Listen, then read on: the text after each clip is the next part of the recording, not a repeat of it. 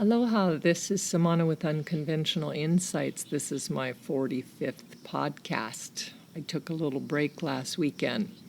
I was kind of at a loss of what to write about, and several of you, contacted me and gave me ideas, and here we are. So today, this is about rebuilding our foundation after this world has changed, or this world crisis. How do we rebuild within?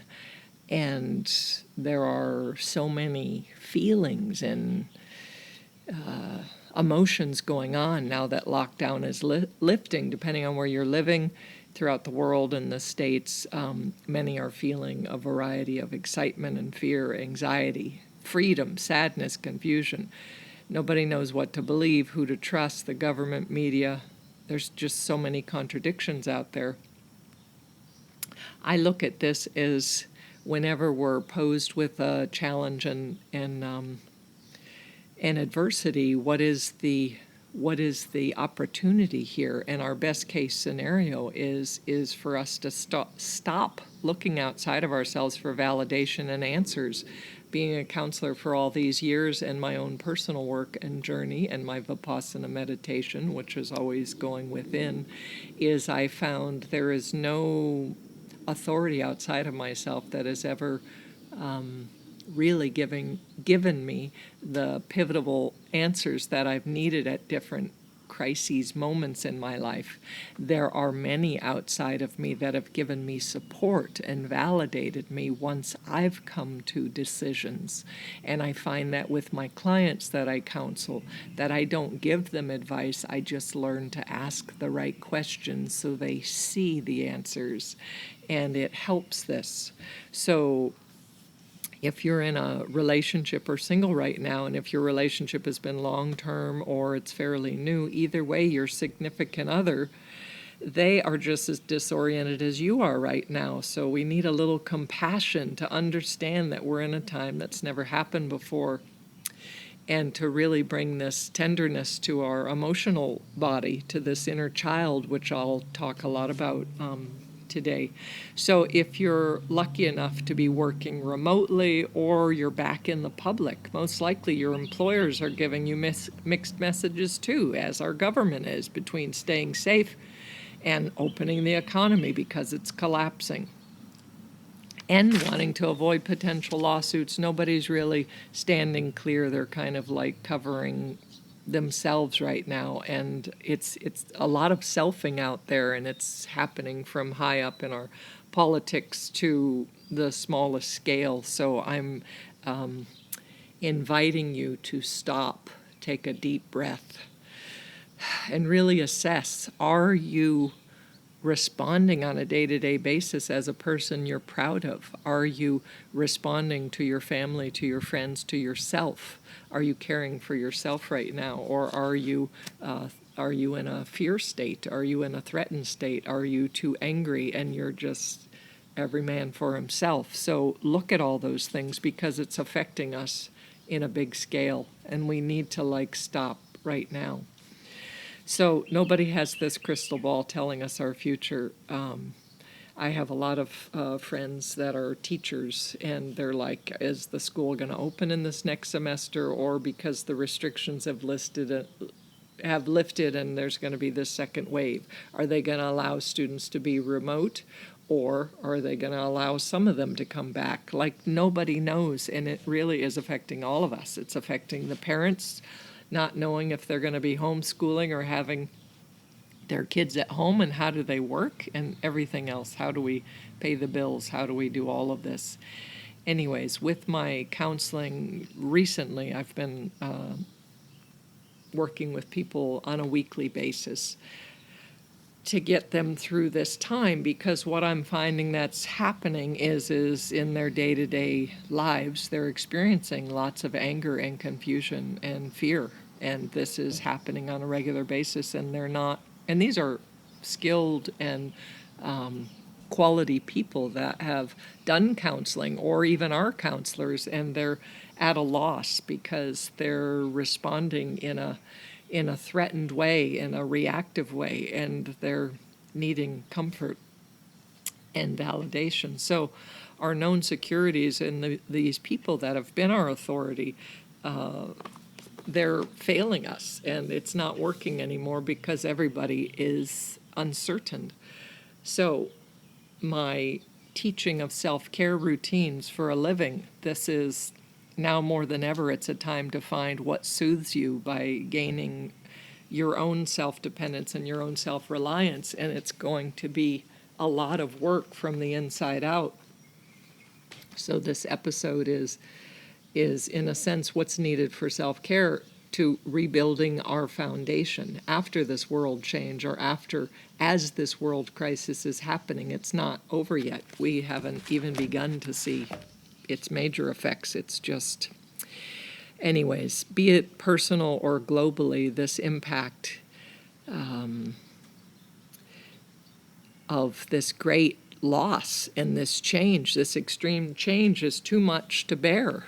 So many people are having nightmares. I personally have been having nightmares also, but it's interesting that I'm finding this a pattern with people I'm counseling. And again, the subconscious works where we work out through the night when we're asleep on that subconscious level what we can't work out in the day. So here we are, we're in this day time that is barely comprehensible at times. We're at night tuning into these nightmares. If you're remembering it or not, let's look at this. So here we are in our waking state.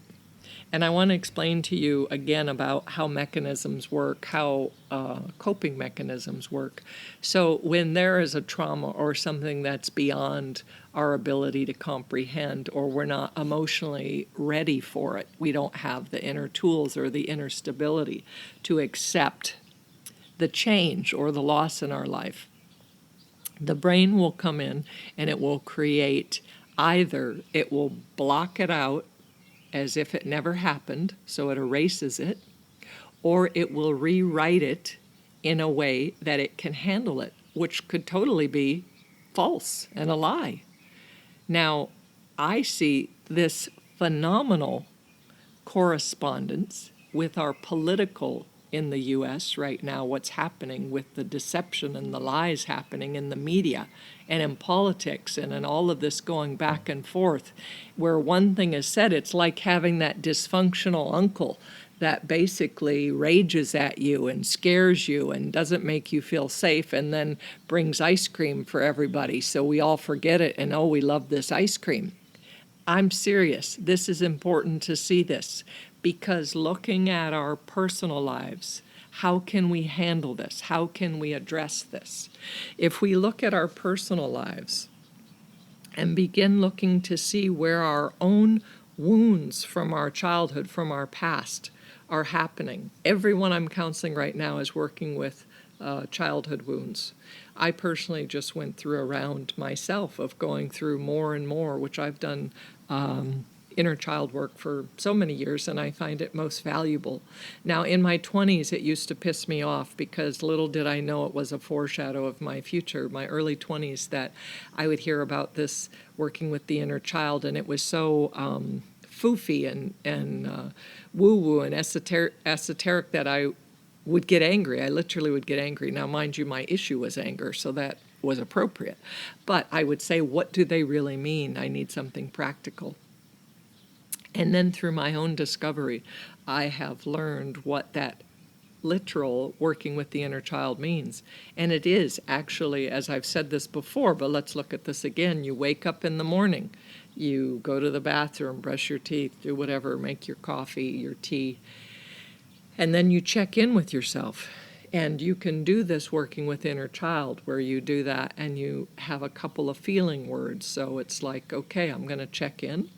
I'm going to question and see, okay, well, I'm feeling a little excitement because the sun's out, and I'm feeling a little uncertain about what I'm doing today, and maybe there's a little underlying anxiety. And then I look to see if I were to scan what is the age of the child? So if there was something negative or something that was more pressing, such as the anxiety or sadness or fear or frustration or any of those, self-loathing, then I would tell you 100% that you're dealing with some past stuff, because it's usually pretty great. And when you rate on your scale of 1 to 10 how stressed you are, and when you get into those 5s and higher, then it's definitely inner child work that needs to be addressed. So then look and see, what age do you feel that is coming up that needs to be addressed within you? And sometimes it could be young, it could be that 3 or 5-year-old, it could be a lot of wounds happen right around adolescence or just before adolescence, and that's because the body's changing, the hormones are changing. The people in your life respond to you differently as adolescence happens, because all of the chemical impulses are changing within you. Your needs are changing, your smells are changing, everything's happening. So sometimes it's that 11-year-old, that 12-year-old, that 14-year-old, that 16-year-old. If you're older, it could be in your 30s, in your 20s, but different ages come up. But when you acknowledge that and see that part of yourself, and you could look back at old pictures during that time if you need a clearer image to see what is actually how you look, so that you could really visualize this, and then see that you are responsible for babysitting that part of yourself for the day, for the week, for the month, however long that it's up. But if I know that I woke up this morning and there's anxiety and I'm about a 4 or a 5 on my stress scale, and I see, that was when I was in my early 20s that I was uncertain about my direction in life. And I remember how I didn't really have someone that I can turn to. I had my parents, but there wasn't anyone that I could talk to on a regular basis to help me see my self-worth, help me see what makes me valuable. So here I am now as this mature, conscious person that I've grown to be with life skills. And I am embracing and seeing that young 20-year-old in me. And I am going to say soothing words to her that I know will help to ease that emotional body. So our inner child is representative of our emotional state. So if we're highly reactive in our emotional state, or if we're shut down in our emotional state, or if we rage, or we're afraid, or we don't really speak up, all of those are symbolic of knowing that we have issues coming up with wounds from our past, from our inner child, that need to be healed. So now we're looking for this authority, and in a sense this is called reparenting, because we become that ultimate authority. Even if we had great parents, our parents don't always have time or the ability to tune into us to speak or treat us the way that we need. Maybe we have a higher sensitivity than they do, or maybe there are certain needs that we were afraid to ask because maybe they were aggressive or loud or busy and we didn't want to bother them. But now we could become that ultimate mother and father that is attending to that little 5-year-old, that little 11-year-old, that little 20-something-year-old, or whatever comes up. Some of you, I've counseled people in their 60s that when they got divorced in their late 30s or early 40s, they need to actually go to that part of themselves because they've already done their earlier childhood work, but yet here was this block of time. If we look at it as if we had this life force, we had one of our blood sources where blood is coursing through our veins and circulation and life and vitality. And literally when there's a trauma, it's as if something is stopping that ability for that blood, for that circulation, that oxygen to pass through. And it's this dark, it's this absence of this power, of this personal energy, of this consciousness is stopped. And if you were feeling abandoned and totally lost during that time, then that is who is probably showing up today. That you need to say, wait a minute, I'm feeling this again. I'm not feeling like I'm showing up for work the way I should have. And what's happening? So again, those questions are, what are those few feeling words? Just keep it simple and be honest. And it could be complex and it could be totally contradictory. It could be happy and sad at the same time, but be honest with it and start to really dig for the truth. And then you're going to ask yourself, again, what is the stress level 0 to 10? Every morning ask that, and then check in and see, what is the age of that person that came up? Now, if you're not stressed and it's a great day, there may not be any inner child work. This isn't all the time. And there are times when you're doing your inner child work that I've worked with clients for weeks, that out of nowhere they have this great day and they're happy and they had this wonderful date or this creative day of connecting and writing and playing and dancing. And again, a healthy inner child is our sexuality in its healthiest form, in its vibrant, vital form. It's also, so there's no shame around our sexuality when we're healthy and our inner child is clear and attended to. It's our creative nature. It's our ability to believe that we have something of value to say. It's our ability to express ourselves from our heart. So it's our emotional body, and we want that healthy child. That healthy child is so fascinated and curious with everything new.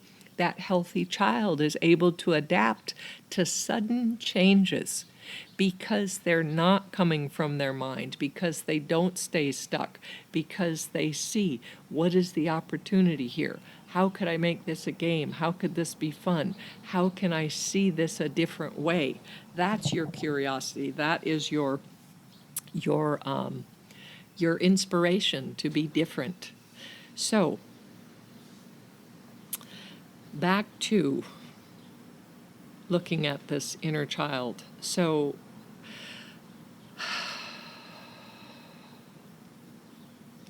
now me personally, when it gets challenging and my anxiety is up, what's happening to me is, and I'll share this, my clients are going through a similar thing, but I'll share my own because I have permission, it's me, and is that I'm asking myself, like, how can I help? How can I stop these deaths that are going on everywhere? How am I of most valuable to save people and to help rebuild their foundations? So, my gift being childhood healing, inner child wounds, is in doing these podcasts and doing counseling. Again, you can reach me 808-283-7587, text or call and schedule an appointment. I am now doing $75 an hour, and if you're not working, we could do a sliding scale. I do recommend doing this weekly for a while till you get into a flow, till you get into a stability and a lot of insight happens. And I also guarantee that my clients are showing up on their Zoom or their FaceTime with so much distress and so much emotions and various things, and they do their work. I give them homework every week, and by the end of the call, they're smiling, they're laughing. I see that inner child. I see that healthy inner child is being seen, is being validated, and that is my job, is I'm here to validate you during this time of uncertainty. And to have that one person you can trust, and I have no ulterior motive. Yes, this is my job, but this is my heart. This is my life path also. So I am there for you. And I also, when I work with clients, I talk to them about tech support, TEXT support, which means throughout the week, if there's like one thing that happens or something and you have a couple sentences you want to text, when I have the time, I will respond back, like to get you back on track. And then if you're finding that it's several texts exchanging between the two of us, then we'll just schedule an emergency session for you. And I try to be available if it's within my ability and my time frame. So another way to reach me is email is Samana, SAMANA at SPALUNA.com, so you can email me. And I'm going to constantly ask that you give me ideas on what you want to hear about, because I do tend to, my specialties are inner child, self-care, and relationship, which is all one and the same. But now really looking at this rebuilding our foundation, where we're taking these emotions that are uncontrollable and taking over us because we don't have anyone giving us something concrete and consistent. Now, that inner child needs consistency. They need consistency in love, in the rules, in what we're supposed to do. Look at our government. We're not getting any of that. We're getting, in a day, we're getting total opposition of what's being said, and no one's holding to it. So our only solution is to take back that inner, reclaim our own inner knowingness. And often, if you're in a place that you're not trusting yourself, that you don't know how to trust your instincts, or when something happens in front of you, that you pause before you respond because you want your partner to give their feedback, or your parent, or your best friend, then that is still looking outside of yourself for validation and answers. And you need to come from within. What I'm saying to you is, people in our lives of support are there to validate and confirm the choices we make. Yet we need to come up with those choices ourselves. We need to come to that from a deep place inside, a deep knowingness. And if there is too many wounds, then we need to do some work so that we start to trust that inner child.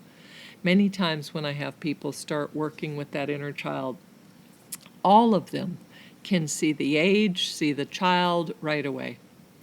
And if it takes a while before the child will communicate, I know this is using our imagination, but it really works, to communicate correctly, or to trust you, or you forget to do it, or I was so busy with work this week or with my kids that I wasn't able to tune in, and I totally forgot I was doing that exercise. Because I say, pretend that the social worker dropped this child off. You got the whole file, you understood the whole history of all the wounds and the sadness and the deficiencies this child went through, and you are now responsible for caring for them. For, do they get enough sleep? Are they safe? What's the environment you're putting them in? Are they eating too much sugar? Are they eating healthy? Are they getting love? Are you listening to them? Are you playing with them? All those things need to happen. Okay, so bringing these circumstances to the present moment, we could understand and heal what we couldn't see as children. Our current maturity and life skills have given us more stability inside to be able to dig deeper and reveal our secret monsters. I call them monsters, those traumas and those pains from the past, once and for all, by bringing awareness and light to our dark, shadowy past. We gain the insights from the teachings of our pain. When we can look, it's as if you're in a nightmare and you're lucid enough to wake yourself up. I do this all the time. And I look to see what is being shown to me by my unconscious, by my subconscious. When I can remember, and I look to see, because emotionally there's usually fear and it's overwhelming in the dream. But when I wake up and I look to see what are the symbols being shown to me, what is this really about? then it gives me insight, it gives me teaching, meaning I drop the emotions. I'm not focusing on what it's making me feel. I'm looking at what is being presented to me and what can I learn from it. And this is how we deal with inner child work. This is how we deal with trauma, with pain. This is how we deal with politics right now, with the information and the contradictions on the virus, is we listen to these and we notice the feeling, but we take a deep breath and we continue reading or we continue listening and we ask, what is the message here? What is the teaching here? Does this feel true to me? And keep checking in.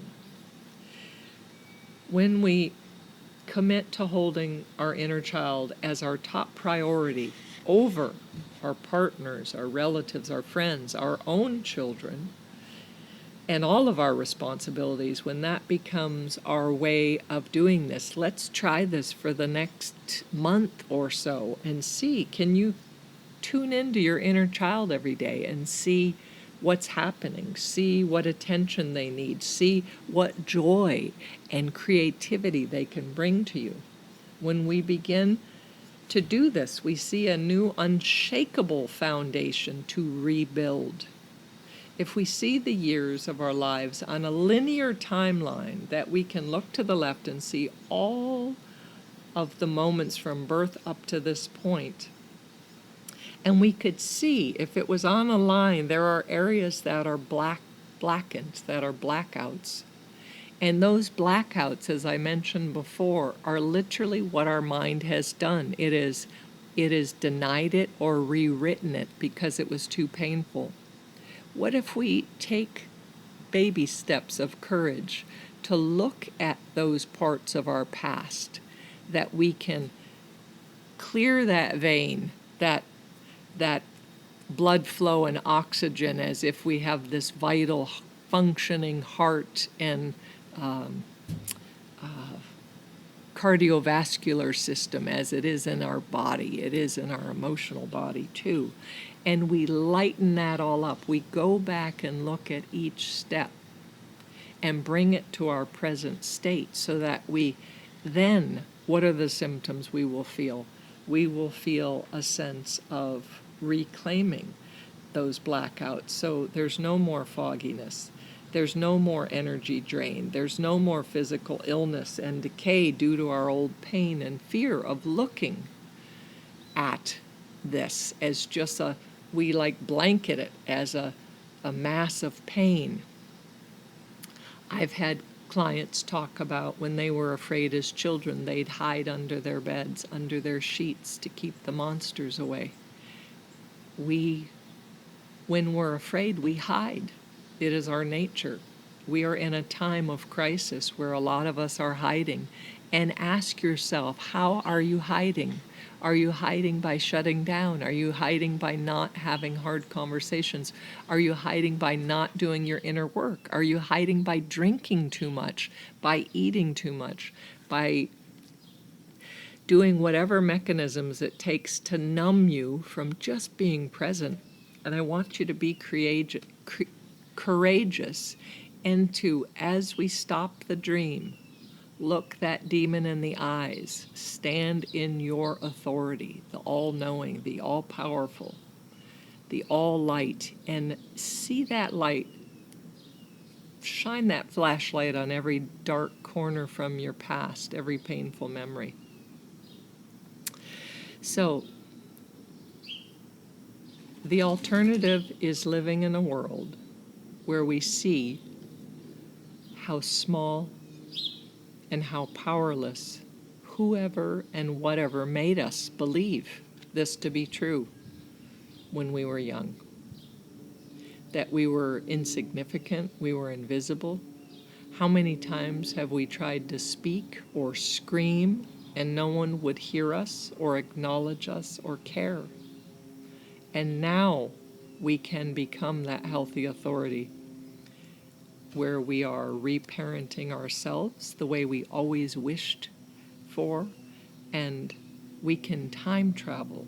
We can be the superheroes of our own lives and we become this incredible, joyous, whole person that, yes, we feel sadness, yes, we feel fear, yes, we feel anger, but it is appropriate for the moment. It doesn't take us down, it doesn't take us over. When we hear the cries of our inner child, we are able to put our arms around us daily and say those words, soothing words. So find what your inner child wants to hear from your partner, from your parent, from your priest, from your best friend. What are those phrases your inner child wants to hear? Is it something like, "You're the most important person in my life. I will never leave you. We will be okay and handle whatever comes together"? Find your phrase of support, and each day write that and read that and be there for that unity. And if you're finding that you're in a place where this is, I'm getting back into this scenario of politics, of what we're rebuilding around, where every day the death rate is rising and the cases are getting higher and higher, and I'm finding that people are ignoring this. They're getting numb to it. Their mechanisms are engaged stronger than their open hearts and their clear minds. And this saddens me. And this is what I'm afraid of right now, what's happening politically and in the virus. It's one and the same. If you are that person that you care more about, I just want to forget about it and get back to normal. I want to go to my favorite restaurant. I want to go to a bar and just get drunk. I want to see my friends and have fun, and hell with social distancing, hell with masks and all of that.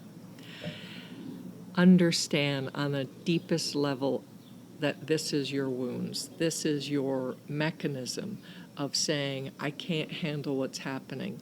I just want to move on and pretend it never happened. It is happening, and we need to be accountable. We need to start being our inner authority and the outer authority. We are responsible. This is a time to commit to embracing the truth and doing whatever it takes to heal, to be whole, and to help this planet. Every stranger you see on the street is a valuable life that deserves health, safety, to have a home, to have food, to be cared for as part of this human family. Let us lead with our hearts collectively. Let us be gentle to ourselves and others. Commit to what is true, what is right for everyone, the collective. We need all of us stronger than ever before. Take the filter off your skewed vision while you peer from your mask that keeps us and others safe. Do what is right. Protect the weak and ignorant. Educate the able, and strengthen the hearts of many. It's time to do your work on the outside. That means wear your mask, wash your hands, keep your physical distance. Yes, we have to open the world, the economy, so it doesn't collapse. But it doesn't mean just because authorities are backing out, are failing us, that our inner authority can't tell us that we are supposed to do what's right, that we will continue in our life, but we will keep our distance, wear our mask. We will stay informed to what is true or false, and really question this. Don't read an article or hear something and believe it to be true. Bring it deep in your body and feel it. Does it tighten in your gut? Does it feel like truth to you? And inside, heal your past traumas, the places you keep falling back to, or your inability to move forward into a life that you want. Learn to trust yourself and your own instincts and the ability to process the truth without the influence of others. We have others, if you're blessed, to validate the truth that you have come to on your own. They are not there to give you the truth. Do you understand the difference? What is your truth? Discover that and do your work. Check in with your inner child, and blessings to you. Aloha, and thank you for your time. Stay safe, stay wise, stay mindful.